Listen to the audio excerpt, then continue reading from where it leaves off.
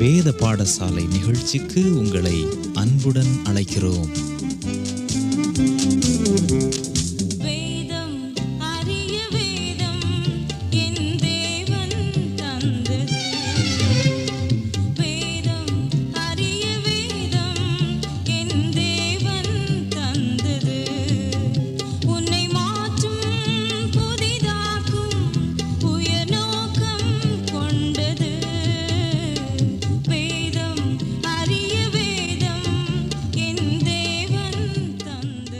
கிறிஸ்துவுக்குள் பிரியமானவர்களே, கடந்த நிகழ்ச்சியில் அப்போஸ்தலனாகிய பேதுரு எழுதிய 2 நிருபங்களுக்கான அறிமுகத்தை கற்றுக்கொண்டோம். இன்று முதல் அவர் எழுதிய கடிதங்களின் சத்தியங்களை கற்றுக்கொள்வோம். இதற்கு ஆதாரமாக 1ஆம் கடிதத்தின் ஆரம்ப வார்த்தைகளை நாம் வாசிப்போம். இயேசு கிறிஸ்துவின் அப்போஸ்தலனாகிய பேதுரு பொந்து, கலாத்தியா, கப்பதோக்கியா, ஆசியா, பித்தினியா தேசங்களிலே சிதறி இருக்கிறவர்களில் பிதாவாகிய தேவனுடைய முன்னறிவின்படியே ஆவியானவரின் பரிசுத்தமாக்குதலினாலே கீழ்ப்படுதலுக்கும் இயேசு கிறிஸ்துவனுடைய இரத்தம் தெளிக்கப்படுதலுக்கும் தெரிந்து கொள்ளப்பட்ட பரதேசிகளுக்கு எழுதுகிறதாவது, கிருபையும் சமாதானமும் உங்களுக்கு பெருக கடவுது. நம்முடைய கர்த்தராகிய இயேசு கிறிஸ்துவின் பிதாவாகிய தேவனுக்கு ஸ்தோத்திரம் உண்டாவதாக. அவர் இயேசு கிறிஸ்து மரித்தோரிலிருந்து எழுந்ததினாலே அழியாததும் மாசற்றதும் வாடாததுமாகிய சுதந்திரத்திற்கு ஏதுவாக ஜீவனுள்ள நம்பிக்கை உண்டாகும்படி தமது மிகுந்த இரக்கத்தின்படியே நம்மை மறுபடியும் ஜனிப்பித்தார். கடைசி காலத்திலே வெளிப்பட ஆயத்தமாக்கப்பட்டிருக்கிற ரட்சிப்புக்கு ஏதுவாக விசுவாசத்தை கொண்டு தேவனுடைய பலத்தினாலே காக்கப்பட்டிருக்கிற உங்களுக்கு அந்த சுதந்திரம் பரலோகத்தில் வைக்கப்பட்டிருக்கிறது. இதிலே நீங்கள் மிகவும் சந்தோஷப்படுகிறீர்கள்.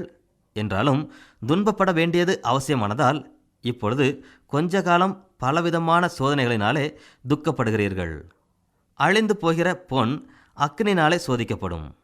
அதை பார்க்கிலும் அதிக விலையேற பெற்றதாயிருக்கிற உங்கள் விசுவாசம் சோதிக்கப்பட்டு இயேசு கிறிஸ்து வெளிப்படும் போது உங்களுக்கு புகழ்ச்சியும் கனமும் மகிமையும் உண்டாக காணப்படும்.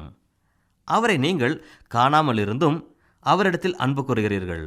இப்பொழுது அவரை தரிசியாமல் இருந்தும் அவரிடத்தில் விசுவாசம் வைத்து சொல்லி முடியாததும் மகிமையால் நிறைந்ததுமாயிருக்கிற சந்தோஷமுள்ளவர்களாய் களி கூர்ந்து உங்கள் விசுவாசத்தின் பலனாகிய ஆத்தும ரட்சிப்பை அடைகிறீர்கள்.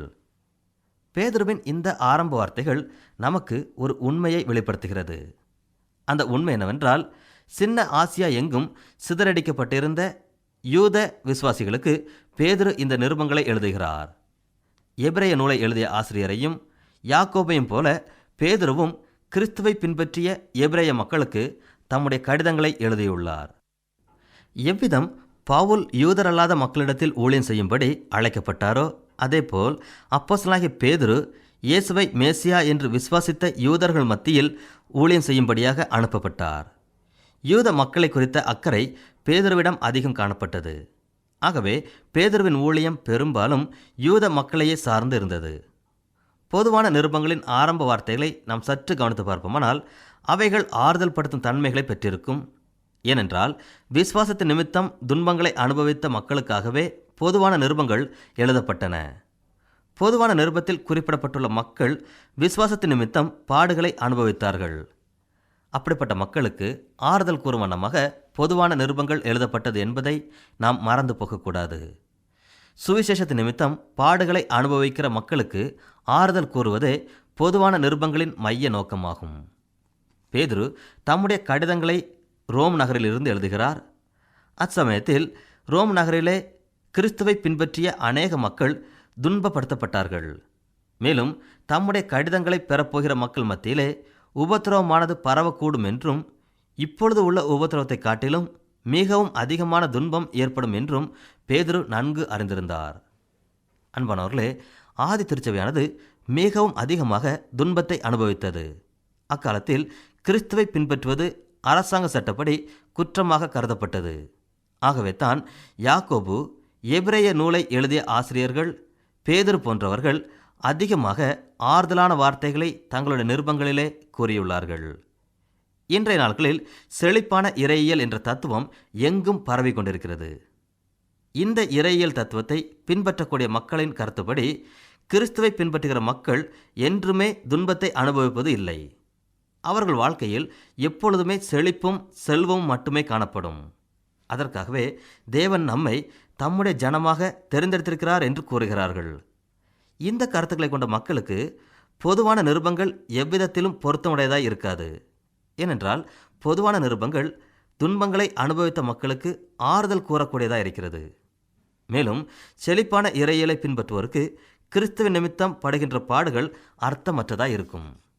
ஒருவேளை நாமும் செழுமை இறையியலை பின்பற்றுவோமேயானால் 2ஆம் உலகப் போருக்கு பின்பு விசுவாசிகள் கிறிஸ்துவுக்காக அனுபவித்த உபத்திரவங்கள், பாடுகள் வீணாய் போய்விடும்.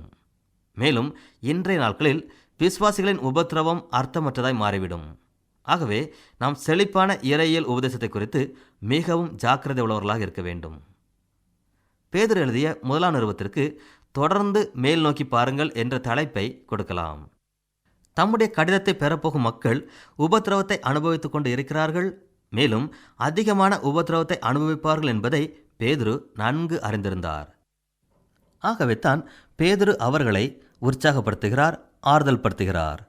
இங்கே துன்பத்தின் வழியாக கடந்து செல்லும் மக்களுக்கு செழிப்பான இறையியலை போதிக்காமல் எதற்காக தேவன் விசுவாசிகளின் வாழ்க்கையில் பாடுகளை அனுமதிக்கிறார் என்ற உண்மைகளை பேதுரு விளக்கமாக கூறுகிறார். தேவன் எதற்காக பாடுகளை அனுமதிக்கிறார் என்பதற்கான 30 காரணங்களை யோபுவின் புத்தகத்தை படிக்கும்போது நாம் கற்றுக்கொண்டோம். அச்சமயத்தில் நாம் 1 பேதுரு 1ஆம் அதிகாரத்தில் இருந்தும் சில உண்மைகளை கற்றுக்கொண்டோம். அவைகளை திரும்பவும் ஞாபகப்படுத்திக் கொள்வோம். 1 பேதுரு 1ஆம் அதிகாரம் 6ஆம் 7ஆம் வசனங்கள்.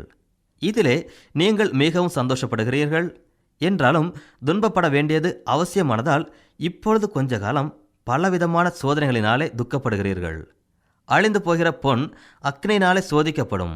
அதை பார்க்கிலும் அதிக விலையேற பெற்றதாக இருக்கிற உங்கள் விசுவாசம் சோதிக்கப்பட்டு இயேசு கிறிஸ்து வெளிப்படும் போது உங்களுக்கு புகழ்ச்சியும் கனமும் மகிமையும் உண்டாக காணப்படும். எதற்காக தேவன் தம்முடைய மக்களுக்கு பாடுகளை அனுமதிக்கிறார் என்பதை 2 காரணங்கள் மூலம் இந்த 2 வசனங்களில் பேதுரு விளக்கி கூறுகிறார். பாடுகள் நம் வாழ்க்கைக்கு அவசியம் என்பதால் தேவன் நம் வாழ்க்கையில் பாடுகளை அனுமதிக்கிறார்.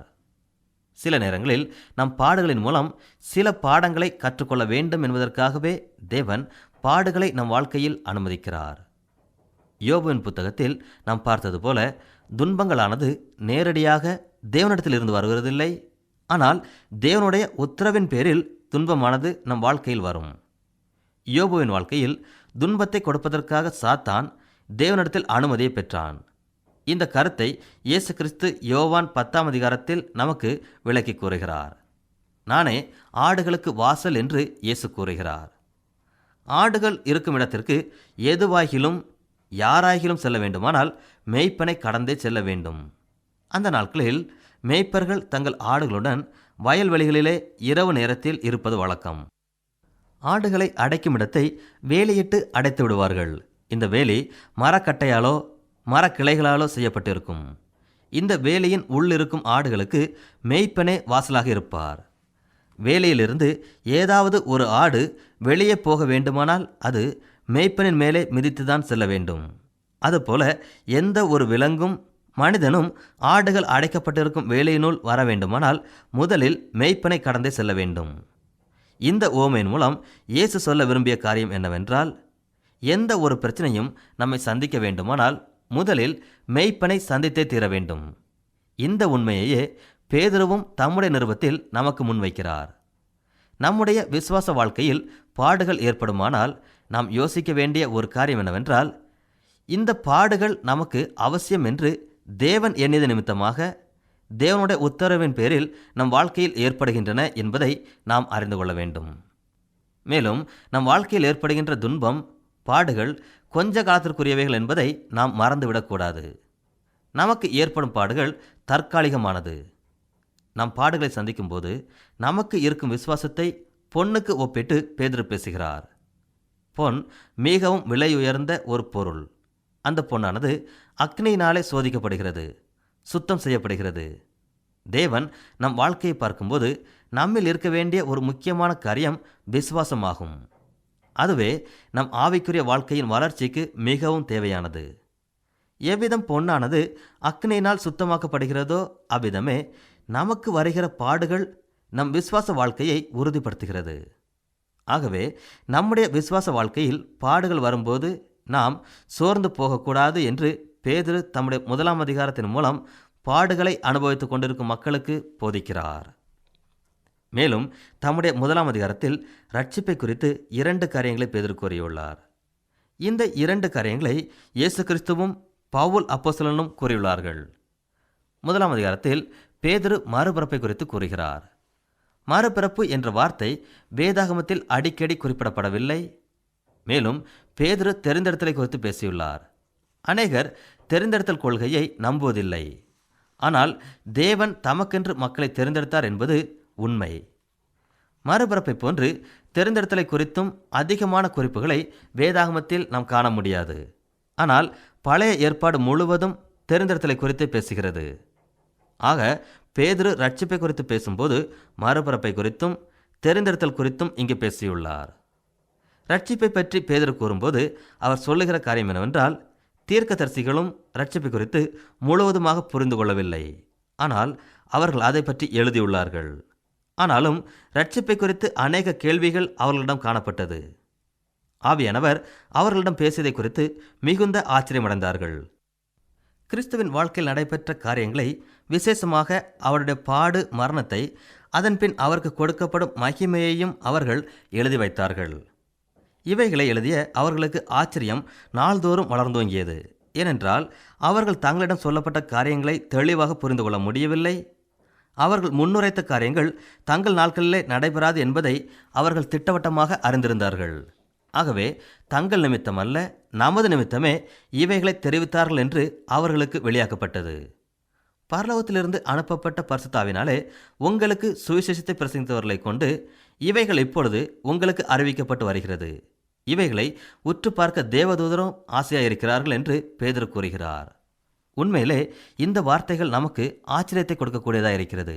ஏனென்றால் அநேக 1000 வருடங்களுக்கு முன்பாகவே நமக்கு கிடைக்கும் ரட்சிப்பை குறித்து தீர்க்கதரிசிகள் முன்னுரைத்தார்கள். முன்னுரைக்கப்பட்ட ரட்சிப்பானது பெந்தெகோஸ்து திருநாளின் போது பிரசங்கிக்கப்பட்டது. இன்று வரையிலும் பிரசங்கிக்கப்பட்டு கொண்டே இருக்கிறது. ஒருவேளை ரட்சிப்பை குறித்து முன்னுரைத்த தீர்க்கதரிசிகள் அதை குறித்து முழுவதுமாக அறிந்து கொள்ளவில்லை. ஆனால் அவர்கள் முன்மொழிந்த காரியங்கள் இயேசு கிறிஸ்துவின் மூலமாய் நிறைவேறிற்று. இந்த உண்மையை இயேசு கிறிஸ்து யோவான் 4 அதிகாரம் 37 கூறியுள்ளார். விதைக்கிறவன் ஒருவன், அறுக்கிறவன் ஒருவன் என்ற மெய்யான வழக்கு சொல் இதனாலே விளங்குகிறது. தேவனுடைய ராஜ்யத்திலே யாரும் தனித்து செயல்படும் தன்மையோடு வாழ்கிறதில்லை. ஒருவேளை நாம் விதைக்கிறவைகளை நாம் அறுவடை செய்வதில்லை. மற்றொருவர் நாம் விதைத்த பண்புகளை புசிப்பார்கள். அதேபோல் நாம் அறுவடை செய்கிற காரியங்கள் ஏற்கனவே ஒருவரால் விதைக்கப்பட்டது என்பதை நான் மறந்து போகக்கூடாது. இந்த உலக வரலாற்றிலே நாம் வாழ்கிற காலம் மிகவும் குறுகிய காலமாகும். அந்த குறுகிய காலத்தில் நாம் அனுபவிக்கிற ஆசீர்வாதங்களுக்காக, பலன்களுக்காக அநேகர் உழைத்துவிட்டு இந்த உலகத்தை விட்டே சென்று விட்டார்கள். அன்பானவர்களே, இன்று நாம் நற்செய்தியை அறிந்து இயேசுவை இரட்சகராக ஏற்றுக்கொண்டு வாழ்கிறோம். தேவனிடத்திலிருந்து அநேக நன்மைகளை பெறுகிறோம். இது நம்முடைய சொந்த செய்கையால் ஏற்பட்டது அல்ல. இயேசு 2000 ஆண்டுகளுக்கு முன் பாடுகளை அனுபவித்து ரட்சிப்பை ஏற்படுத்தினார். இதை அவருடைய சீஷர்கள் வேதாகமத்தில் எழுதி வைத்துள்ளார்கள். இந்த கிருபையை நாம் இன்று வரை பெறாதவர்களாய் இருந்தால் இன்றே இயேசுவிடம் வருவோம். அவர் அருளும் ரட்சிப்பையும் அளவில்லாத சந்தோஷத்தையும் பெற்றுக்கொள்வோம். 1 பேதுரு 1 அதிகாரம் 18, 19 வாசிக்கிறேன். உங்கள் முன்னோர்களால் பாரம்பரியமாய் நீங்கள் அனுசரித்து வந்த வீணான நடத்தினின்று அழிவுள்ள வஸ்துக்களாகிய வெள்ளியினாலும் பொன்னினாலும் மீட்கப்படாமல் குற்றமில்லாத மாசற்ற ஆட்டுக்குட்டியாகிய கிறிஸ்துவின் விலையேறப்பெற்ற இரத்தத்தினாலே மீட்கப்பட்டீர்கள் என்று அறிந்திருக்கிறீர்கள். அன்பானவர்களே, இந்த வார்த்தைகள் பழைய ஏற்பாட்டின் லேவியராகமம், உபாகமம், ரூத் போன்ற புத்தகங்களில் உள்ள சத்தியங்களை எதிரொலிக்கிறது. இந்த வசனங்கள் மீட்பு என்ற வார்த்தைக்கு விளக்கம் கொடுக்கிறது. லேவியராகமம் 25 அதிகாரம் வியாபாரங்களில் பயன்படுத்தப்படும் மீட்பின் தன்மையை விளக்கி கூறுகிறது. ஒரு இஸ்ரவேலன் செல்வந்தனாய் இருக்கக்கூடிய அந்நியன் கையில் விலைப்பட்டு போனால் அவன் தன்னுடைய சகோதரர்களிடம் சென்று தான் விலைப்பட்டு போனதை தெரிவிக்க வேண்டும். அவன் சகோதரன் அவனை மீட்டு எடுக்க வேண்டும். இவ்வாறு அந்த இஸ்ரவேலன் மீட்டு எடுக்கப்படுவானேயானால் அவன் சகோதரன் அவனுக்கு மீட்பனாக மாறிவிடுவான். அந்நியன் கையிலிருந்து தன் சகோதரனை விடுதலையாக்கினவன் என்ற பெயர் அவனுக்கு கொடுக்கப்படும். இவ்விதம் தொழில் மட்டுமல்லாமல் குடும்ப உறவுகளிலும் மீட்பின் செயல் காணப்பட்டது. குடும்ப உறவுகளில் இடம்பெறும் மீட்பின் செயலை உபாகம புத்தகம் நமக்கு விளக்கி கூறுகிறது. ரூத்தை போன்ற யூதர் அல்லாத பெண்ணை ஒரு இஸ்ரவேலன் திருமணம் செய்து பிள்ளைகள் இல்லாமல் மரித்து போவானேயானால், மரித்து போனவனின் சகோதரரில் ஒருவன் அந்த பெண்ணை விவாகம் பண்ண வேண்டும். அதற்காக அந்த பெண் மரித்த கணவனின் சகோதரர்களிடம் சென்று முறையிட வேண்டும். தன்னை திரும்பவும் தேவனுடைய குடும்பத்தில் இணைத்து கொள்ள அவள் வேண்டுதல் செய்ய வேண்டும். அவளுடைய வேண்டுதலை கேட்டு அவளை மனைவியாக ஏற்றுக்கொள்கிற மரித்தவனின் சகோதரன் அவளுக்கு இரட்சகனாக இருப்பான். இது யூதர்களின் பாரம்பரியம். இவ்வாறு மீட்பின் செயல் யூதர்களின் வியாபாரத்திலும் குடும்ப உறவுகளிலும் காணப்படுகிறது. ஆனால் புதிய ஏற்பாட்டு புத்தகங்களிலே அப்போஸ்தலனாகிய பேதுரு மீட்பின் செயலை ஒரு புதிய வகையில் விளக்கி கூறுகிறார். இங்கு இயேசு கிறிஸ்து நமக்காக மீட்பின் செயலை நிறைவேற்றினார். அவர் நமக்காக கல்வாரி சிலுவையில் அறையப்பட்டது நிமித்தம் இயேசு கிறிஸ்து நம்முடைய மீட்பராக இருக்கிறார் என்று பேதுரு கூறுகிறார். சிலுவை மரணத்தினால் இயேசு நம்மை விலை கொடுத்து திரும்பவும் வாங்கினார். மேலும் தம்முடைய உயிர்த்தெழுதலின் மூலம் நம்மை ஒரு புதிய உறவுக்குள் கொண்டு வந்துள்ளார். இத்தன்மை கொண்ட செயலையே போவாஸ் ரூத்துக்கு செய்தார். இவ்விதமாய் பேதுரு ரட்சிப்பை குறித்த உண்மைகளை தம்முடைய 1 அதிகாரத்தில் விளக்கி கூறுகிறார். மீட்பை பற்றி கூறிய பேதுரு தொடர்ந்து புதிய பிறப்பின் காரியங்களை நம்முடன் பகிர்ந்து கொள்கிறார். புது பிறப்பு அல்லது மறுபிறப்பு காரியங்களை நாம் புது பிறப்பின் அனுபவத்திற்கு பின்னரே அறிந்து கொள்ள முடியும்.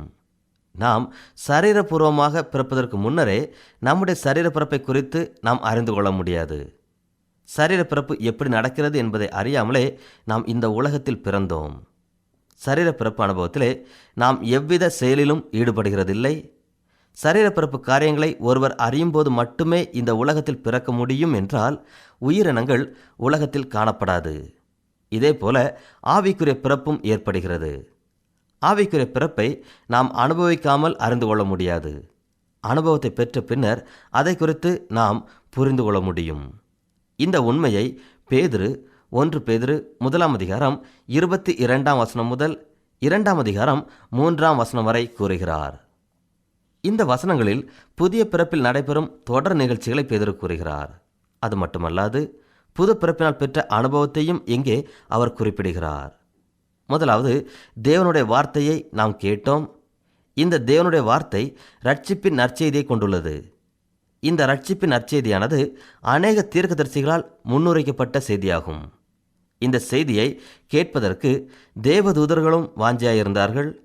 இப்படிப்பட்ட தன்மையுள்ள தேவ வார்த்தை நமக்கு அறிவிக்கப்பட்டது. நமக்கு அறிவிக்கப்பட்ட தேவ வார்த்தையானது அழிவில்லாத வித்தை போன்றது. சரீர பிரகாரமாக பிறப்பிலே விந்தும் அண்டமும் செயல்படுகிறது. இவை இரண்டும் இணையும் போது கருத்தரித்தல் ஏற்படுகிறது. கருவிலே ஒரு புதிய உயிரானது வளர ஆரம்பிக்கிறது. கருத்தரிக்கப்பட்ட உயிரானது 9 மாதங்களுக்கு பிறகு பிறக்கிறது. இந்த சரீர பிறப்பை பேதுரு ஆவிக்குரிய பிறப்புடன் ஒப்பிட்டு பேசுகிறார். ஆவிக்குரிய பிறப்பிலே வித்தாக செயல்படுவது அழிவில்லாத தேவனுடைய வார்த்தை. அண்டமாக செயல்படுவது நம்முடைய விசுவாசம். விசுவாசத்தின் அடிப்படையிலே தேவனுடைய வார்த்தைக்கு நாம் செவி கொடுக்கும்போது, விசுவாசிக்கும் போது ஆவிக்குரிய வாழ்க்கையில் நாம் முதல் நிலையை அடைகிறோம். தொடர்ந்து வேத வசனத்தின் கிரியை நிமித்தம் நாம் ஆவிக்குரிய வாழ்க்கையில் மறுபிறப்பு அடைகிறோம். ஆவிக்குரிய வாழ்க்கையில் மறுபிறப்பு அடைந்த நாம் ஆவிக்குரிய கனியை நம் வாழ்க்கையில் அனுபவிப்போம். ஆவிக்குரிய கனி நம் வாழ்க்கையில் வெளிப்படும். அது நிமித்தம் நாம் நம்முடைய சகோதரர்களை தூய்மையான அன்பினால் சிநேகிப்போம். மறுபிறப்பு அனுபவத்தை பெற்ற ஒவ்வொருவரும் சுத்த இருதயத்தோடே ஒருவரில் ஒருவர் ஊக்கமாய் அன்பு கூற வேண்டும் என்று பேதுரு நமக்கு கூறுகிறார். மேலும் நாம் ஆவிக்குரிய வாழ்க்கையில் வளரும்படி புதிதாய் பிறந்த குழந்தையைப் போல களங்கமில்லாத திருவசனத்தின் மேல் வாஞ்சாய் இருக்க வேண்டும் என்று பேதுரு கூறுகிறார். இங்கே பேதுரு நமக்கு எடுத்து கூறுகிற புது பிறப்பை பற்றி இயேசு கிறிஸ்துவும் சொல்லியிருக்கிறார். இயேசு கிறிஸ்து புது பிறப்பை காற்றுக்கு ஒப்பிட்டு பேசுகிறார். காற்று எங்கிருந்து வருகிறது, எங்கே செல்கிறது என்று யாராலும் சொல்ல முடியாது. இதே போன்றே புது பிறப்பின் அனுபவம் இருக்கும் என்று இயேசு கூறுகிறார். யோவான் 3 அதிகாரத்தில் மறுபிறப்பை குறித்து இயேசு பேசும்போது மறுபிறப்பு நடக்கும் முறைமைகளை, விதங்களை நமக்கு சொல்லவில்லை. ஆனால் பேதுரு தம்முடைய கடிதத்திலே புது பிறப்பு ஏற்படும் வழிமுறைகளை விளக்கி கூறியுள்ளார். ஆவிக்குரிய வாழ்க்கையில் பிறப்பதற்கு முன்பு ஆவிக்குரிய கருத்தரித்தல் ஏற்படுகிறது. அதன் பின்பு கரு வளர்கிற காலம் இருக்கிறது. அதற்கு பிற்பாடு ஆவிக்குரிய பிறப்பு ஏற்படுகிறது என்று பேதுரு நமக்கு கூறுகிறார். ஆவிக்குரிய வாழ்க்கையில் பிறப்பு ஏற்பட்ட உடனே குழந்தையாக இருக்கும் நாம் வளர வேண்டும். நம் வளர்ச்சிக்கு உறுதுணையாக இருப்பது தேவ வார்த்தையாகும். ஆகவே நாம் வேத வார்த்தையின் மேல் வாஞ்சியாக இருக்க வேண்டும் என்று பேதுரு நமக்கு கூறுகிறார். புதிதாய் பிறந்த குழந்தை பாலின் மேல் வாஞ்சியாக இருந்து கொண்டே இருக்கும். பால் குடிக்கும்படி குழந்தையை நாம் கட்டாயப்படுத்த வேண்டாம். தானாகவே குழந்தையானது பாலை தேடி வரும், பாலுக்காக விருப்பம் காட்டும். இதே போல ஆவிக்குரிய பிறப்பை பெற்ற ஒவ்வொருவரும் ஞானப்பாலாகிய தேவ வசனத்தின் மேல் வாஞ்சியாக இருக்க வேண்டும் என்று பேதுரு கூறுகிறார். ஆவிக்குரிய வாழ்க்கையின் வளர்ச்சிக்கு வேத வசனம் மிகவும் முக்கியமானது என்பதை பேதுரு வலியுறுத்தி கூறுகிறார். அன்பானவர்களே, நாம் ஆவிக்குரிய வாழ்க்கையில் மறுபிறப்பு அடைந்துள்ளோமா? அல்லது ஆவிக்குரிய வாழ்க்கையில் இறந்து போன தன்மையில் காணப்படுகிறோமா? ஒருவேளை நாம் பாவத்தில் வாழ்கிறவர்களாக இருப்போமானால் நாம் சரீர பிரகாரமாக வாழ்ந்தாலும் இறந்தவர்களுக்கு சமமாக இருப்போம். இந்த காரியத்தை பவுல் அப்போஸ்தலன் எபேசியர் 2 அதிகாரம் 1 கூறுகிறார். அக்கிரமங்களினாலும் பாவங்களினாலும் நாம் மரித்தவர்களாய் இருக்கிறோம், ஆனால் தேவன் நம்மை உயிர்ப்பித்தார் என்று வாசிக்கிறோம். ஆம் அன்பானவர்களே, சரீர பிரகாரமாக நாம் வாழ்ந்து கொண்டு இருக்கலாம், ஆனால் ஆவிக்குரிய பிரகாரமாக இறந்து காணப்படுவோம். ஆவிக்குரிய வாழ்க்கையில் இறந்தவர்கள் எப்படி உயிர் பெற்று வாழ்வது என்று பேதுரு தம்முடைய நிருபத்தில் நமக்கு கூறுகிறார். தேவ வசனத்தினால் நாம் உயிர் பெறுகிறோம். ஆவிக்குரிய வாழ்க்கையில் புது பிறப்பு ஆரம்பமாகிறது. நாம் புது மனிதனாக மாற்றப்படுகிறோம். பழையவைகள் எல்லாம் ஒளிந்து போய்விடுகிறது. புது பிறப்பை குறித்த ஆவிக்குரிய உண்மைகளை பேதுரு கூறும்போது அநேக காரியங்களை நம்முடன் அவர் பகிர்ந்து கொள்கிறார். நாம் தேவ வசனத்தை கேட்டு விசுவாசித்து கீழ்ப்படும் போது நம்முடைய ஆத்துமாவை நாம் தூய்மைப்படுத்த முடியும். முதல் முறையாக வேத வசனத்தை கேட்டு அதற்கு கீழ்ப்படியும் போது ஆவிக்குரிய கருத்தரிப்பு ஏற்படுகிறது. நாம் தொடர்ந்து வேத வசனத்தை தியானிக்கும் போது நம்முடைய ஆத்துமா தூய்மை அடைகிறது. மேலும் வேத வசனமானது ஆவிக்குரிய கருத்தரிப்பை வளரச் செய்கிறது. ஆவிக்குரிய கருத்தரிப்பு வளரும் காலம் 9 மாதமாக இருக்க வேண்டும் என்பது விதி அல்ல. அது 9 வினாடியாகவும் இருக்கலாம், அல்லது 9 வருடமாகவும் இருக்கலாம். ஆவிக்குரிய கருத்தரிப்பின் வளர்ச்சி காலம் முற்றிலும் வேறுபட்டதாகவே இருக்கும். ஆவிக்குரிய கருத்தரிப்பின் வளர்ச்சிக்கு பின்னர் புது பிறப்பு ஏற்படுகிறது. ஆவிக்குரிய பிறப்பிற்கு பின்னர் வளர்ச்சியும் முன்னேற்றமும் ஏற்பட வேண்டும். இவ்விதம் மிகவும் தெளிவான முறையில் ஆவிக்குரிய வாழ்க்கையின் ஆரம்பத்தையும் அதன் வளர்ச்சியையும் பேதுரு கூறுகிறார். ஆனால் நாம் 2ஆம் அதிகாரத்திற்கு வரும்போது பழைய ஏற்பாட்டு தேவஜனத்தையும் புதிய ஏற்பாட்டு தேவஜனத்தையும் பேதுரு இணைத்து பேசுகிறார். 1 பேதுரு 2ஆம் அதிகாரம் 9 முதல் 11 வரை. நீங்களோ உங்களை அந்தகாரத்தினின்று தம்முடைய ஆச்சரியமான ஒளிநிலத்திற்கு வரவழைத்தவருடைய புண்ணியங்களை அறிவிக்கும்படிக்கு தெரிந்து கொள்ளப்பட்ட சந்ததியாயும் ராஜரீகமான ஆசாரிய கூட்டமாயும் பரிசுத்த ஜாதியாயும் அவருக்கு சொந்தமான ஜனமாயும் இருக்கிறீர்கள். முன்னே நீங்கள் தேவனுடைய ஜனங்களாய் இருக்கவில்லை, இப்பொழுதோ அவருடைய ஜனங்களாய் இருக்கிறீர்கள். முன்னே நீங்கள் இரக்கம் பெறாதவர்களாய் இருந்தீர்கள், இப்பொழுதோ இரக்கம் பெற்றவர்களாய் இருக்கிறீர்கள். பிரியமானவர்களே, அந்நியர்களும் பரதேசிகளுமாய் இருக்கிற நீங்கள் ஆத்துமாவுக்கு விரோதமாய் போர் செய்கிற மாம்ச இச்சைகளை விட்டு விலகுங்கள்.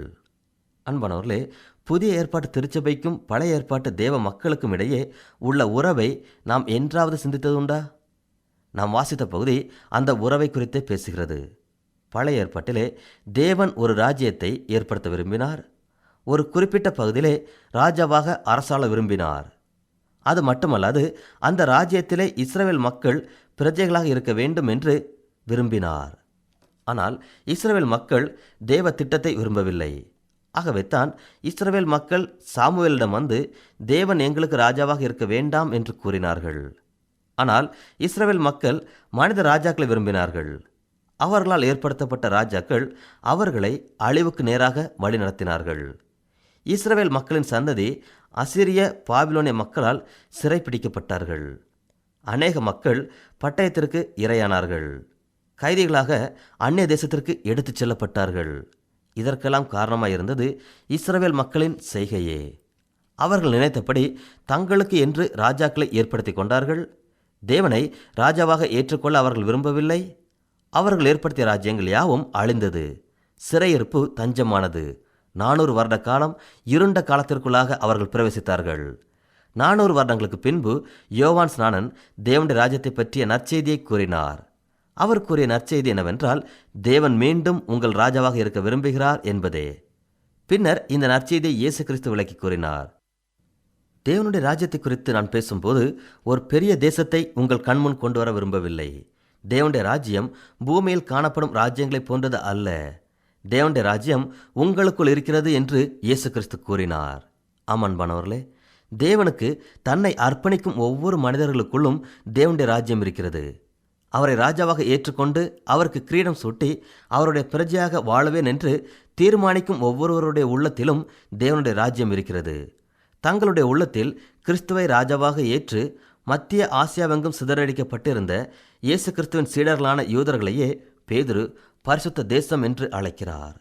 அன்பானவர்களே, நாம் எந்த பகுதியில் வாழ்பவர்களாக இருந்தாலும் சரி, உலகில் எந்த திசையில் இருந்தாலும் சரி, இயேசு கிறிஸ்துவை நாம் ஏற்றுக்கொள்ளும்போது அவருடைய ராஜ்யம் நமக்குள்ளே இருக்கிறது. கிறிஸ்துவை ராஜாவாக ஏற்றுக்கொண்ட ஒவ்வொரு தனிப்பட்ட நபரும் தேவனுடைய பரிசுத்த தேசத்தின் மக்களாக இருக்கிறார்கள். இந்த பரிசுத்த தேசம் திருச்சபை ஆகும். அன்பானவர்களே, மறுபிறப்பு அனுபவத்தை நாம் பெற்றிருக்கிறோமா? மறுபிறப்பு அனுபவம் என்பது நம்மை தேவ வசனத்தில் நாட்டம் கொள்ள ஏவுகிறது. வேத வசனத்திற்கு கீழ்ப்படிந்து நடக்கும் நாம் ஒவ்வொருவரும் இயேசு கிறிஸ்துவை நம் ராஜாவாக ஏற்றுக்கொள்கிறோம். நாம் இயேசு கிறிஸ்துவின் பிரஜைகளாக வாழும்போது ஆசாரியர்கள் என்ற அந்தஸ்தையும் பெறுகிறோம். ஆசாரியர்கள் என்ற அந்தஸ்தை பெற்ற நாம் மற்றவர்களுக்காக தேவனுடைய சன்னிதானத்தில் மன்றாடுகிறோமா?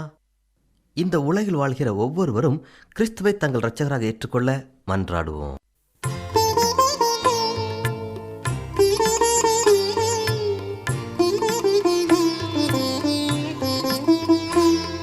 இந்நிகழ்ச்சியை கேட்ட உங்களுக்கு நன்றி கூறுகிறோம். இந்நிகழ்ச்சியில் ஒலிபரப்பாகும் வேத பாடங்களை பற்றி மேலும் அறிந்து கொள்ள இலவச துணை நூல் தயாராக உள்ளது.